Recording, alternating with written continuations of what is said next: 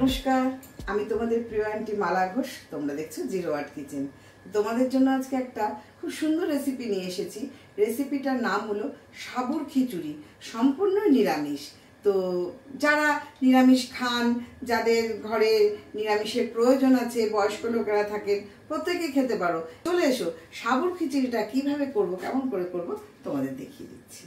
তো এখানে আছে ভিজিয়ে রাখা সাবু 500 গ্রাম, আলু, ফুলকপি, টমেটো, কাঁচা লঙ্কা। রান্নাটা সর্ষের তেল দিয়ে, জিরে, চিনি গুঁড়ো, ধনে গুঁড়ো, লাল লঙ্কার গুঁড়ো, হলুদ গুঁড়ো, জিরে গুঁড়ো। এখানে আছে ফোড়নের জন্য দারচিনি, লবঙ্গ, এলাচ, তেজপাতা, কিশমিশ, চিনেবাদাম। এখানে আছে ধনে পাতা, নুন, আর আছে ঘি। তো এবার আমি চলো রান্নাটা শুরু করি। সবার প্রথমে আমি আলুগুলো ভেজে নেব। আলুটাকে ভাজার মতো করে একটু নুন দিয়ে দিলাম।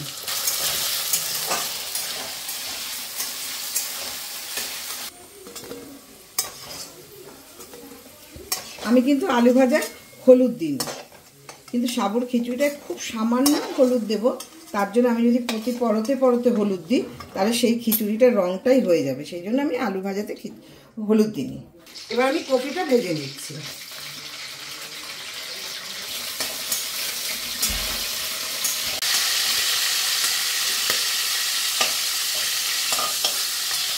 কিশমিশটা ভেজে নেব।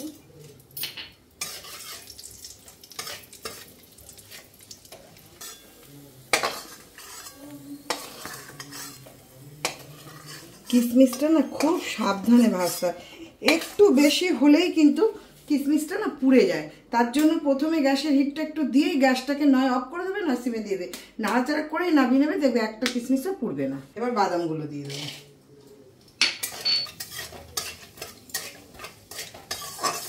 বাদামটা ভাজার সময় আমি কিন্তু একটু নুন ছিটিয়ে দেবো, কারণ বাদামটা যখন তোমাদের খিচুড়িটা খাওয়ার সময় গালে পড়বে, বাদামটা না পাঞ্চা পাঞ্চা লাগবে, বাদামটা কোনো স্বাদ লাগবে না। তার জন্য বাদামটা ভাজার সময় অল্প করে একটু নুন ছিটিয়ে দিলে সে বাদামটা যখন তুমি খাবে, বাদামটা খুব স্বাদ পাবে। এই দেখো বাদামটা যে আমি ভাজি, এর মধ্যে একটা ঠনঠনে শব্দ হয়ে গেছে। যতক্ষণ এইটা হবে ততক্ষণ কিন্তু ভাজাটা তোমার হয়নি। এটা যদি তুমি অল্প ভেজে তুলে রেখে দাও, যে কোনো রান্নায় তোমার বাদামটা তুমি মানে স্বাদ পাবে না, বাদামের কোনো গন্ধই পাবে না, গালে দাঁতের সঙ্গে আটকে যাবে এবং খুব বিচ্ছিরি একটা কাঁচা কাঁচা গন্ধ বেরোবে। আর আমি যে বাদামটা ভেজে রাখলাম, এইটা দেখবে ছাড়িয়ে যখন তুমি গালে দেবে, খুব খাস্তা, যেরকম দোকানে বাদাম ভাজা হয় ঠিক সেরকমটাই সুন্দর লাগবে। তার জন্য বাদামটাকে আগে তোমাকে ঠিকঠাক সময় নিয়ে ভেজে নিতে হবে। এবার এই ফোড়নে তেজপাতা আর এই শুকনো লঙ্কাটা দিয়ে দেবো, তার সাথে মশলাটা দিয়ে দেবো, একটু নাড়াচাড়া করবো। গ্যাসটা কমিয়ে দিলাম। জিরে 1.5 চামচ জিরে নিলাম, ধনে 1 চামচ ধনে নিলাম, হলুদ নেব, হলুদটা খুব কম নেব। এবার নেব লঙ্কার গুঁড়ো, ঝাল। এবার আমি এতে জল দেব।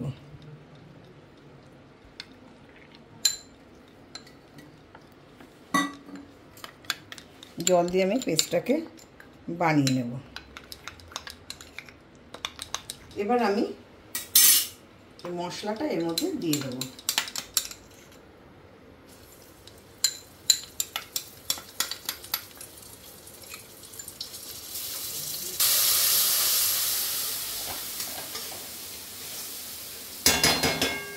এবারে টমেটো দিয়ে দিলাম এর মধ্যে। এবার নুন দিয়ে দেবো। আজকে আমি ব্যবহার করছি বেঙ্গল মার্কা ঘি। এই ঘিটা কিন্তু খুব সুস্বাদু, আমি কিন্তু খুবই ব্যবহার করে থাকি। তো তোমরা কিন্তু এটা ব্যবহার করতে পারো। আমার ডেসক্রিপশন বক্সে লিঙ্ক দেওয়া আছে, ওখানে গেলেই তুমি এটা পেয়ে যাবে। তো দেখো প্যাকেজিংটাও ভীষণ সুন্দর। আর আজকে আমি তোমাদের দেখালাম এই কারণেই, প্যাকেজিংটা ভীষণ সুন্দর। আরও সুন্দর প্যাকেজিং করা ছিল, সেটা আমি তো খুলেই ফেলেছি। তো এখন আমি এটা খুলবো। একটা দেখনাই আছে, মানে খুব সুন্দর। শুধু দেখনাই নয়, ঘিটা কিন্তু আমি খেয়েছি, খুব সুন্দর। এই কষানোর মধ্যে 1 চামচ ঘি দিয়ে দেবো। এবার আমি এটা কষতে থাকবো। এটা কষতে থাকি 2-3 মিনিট, তারপর আমি আবার আসছি। আদা বাটা দিলাম। এই যে আমি মশলাটা কষালাম, এইবার আমি কিন্তু ফোড়নটা এর মধ্যে মেশাচ্ছি, যাতে গন্ধটা ভীষণভাবে ভালো হয়। তার জন্য আমি জিরের ফোড়নটা লাস্টে দিলাম, কারণ আমি এই যে সাবুর খিচুড়িটা করছি, এর জন্য একটা প্রচণ্ড ফোড়নের গন্ধর প্রয়োজন হয়, খেতেও ভালো লাগে। এবার আমি একে একে সব ভাজা সবজিগুলো মিশিয়ে দেবো।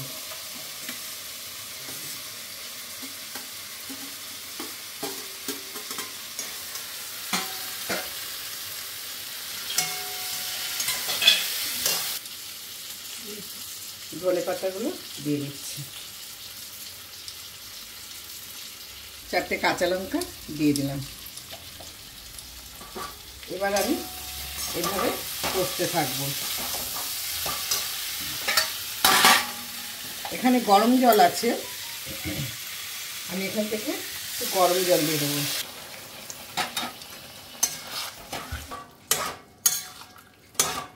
আমি যে কফিগুলোকে এর মধ্যে কষিয়ে নিলাম, এবার আমি কি করব, কফিগুলো একটা করে এর মধ্যে তুলে রেখে দেবো, কারণ আমার সাবুটা হতে মানে সাবুটা সিদ্ধ হতে সময় নেবে এই মশলার মধ্যে। তাতে করে কি হবে, আমার কফিগুলো কিন্তু সব গলে যাবে। আমি কফিটাকে পুরোটা তৈরি করে নিলাম, তৈরি করে রেখে আমি আবার কফিটাকে তুলেও রাখলাম, সাবুটাকে ঢেলে দিলাম।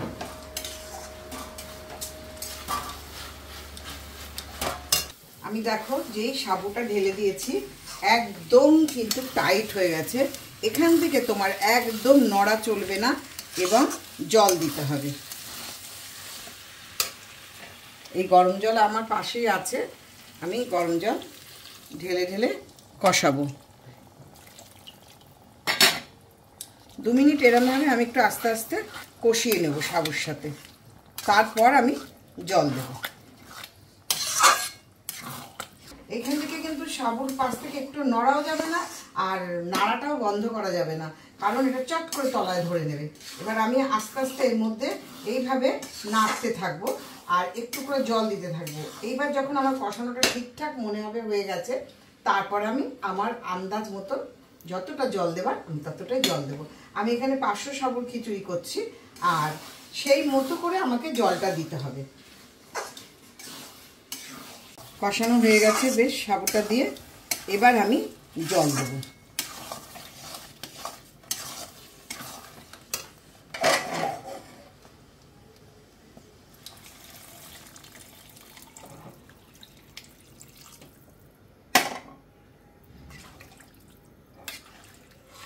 আচ্ছা, এবার এটা বেশ কিছুক্ষণ ফুটবে, ফুটে জলটা পুরো মরে যাবে, পুরো ঘন হয়ে আসবে, তারপর আমি আবার আসবো।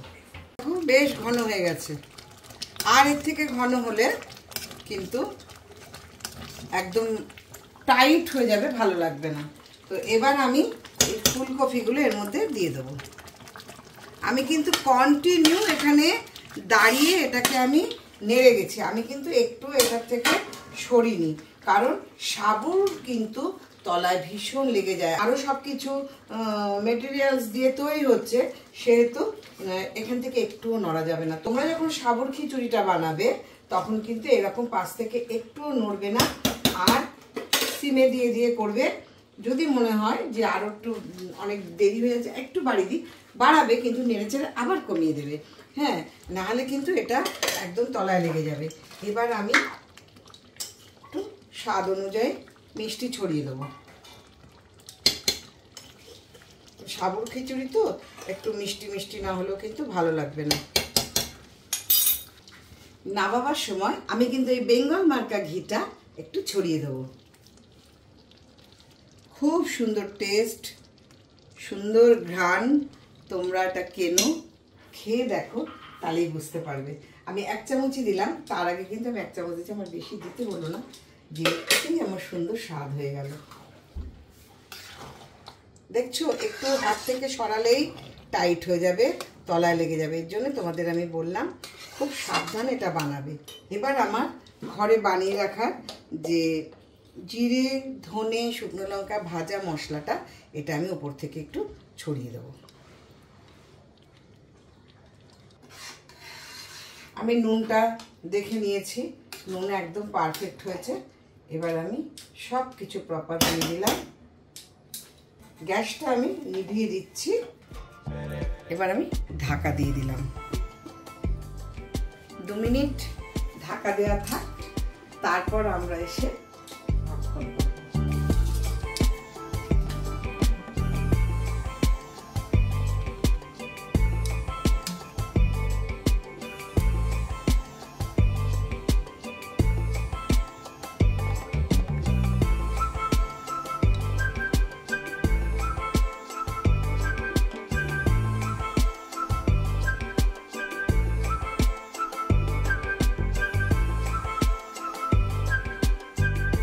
হয়ে গেল আজকের রেসিপি নিরামিষ সাবুর খিচুড়ি। তোমাদের এই খিচুড়িটা যদি ভালো লেগে থাকে তাহলে তোমরা বানাও, খাও, আমাকে লিখে জানাও কেমন হয়েছে। লাইক, কমেন্ট, শেয়ার, সাবস্ক্রাইব সবটাই করে দিও। আর আজকের মতো এই পর্যন্ত, আবার চলে আসবো কোনো একটা ভালো রেসিপি নিয়ে তোমাদের কাছে। আজকের মতো এই পর্যন্ত, টাটা।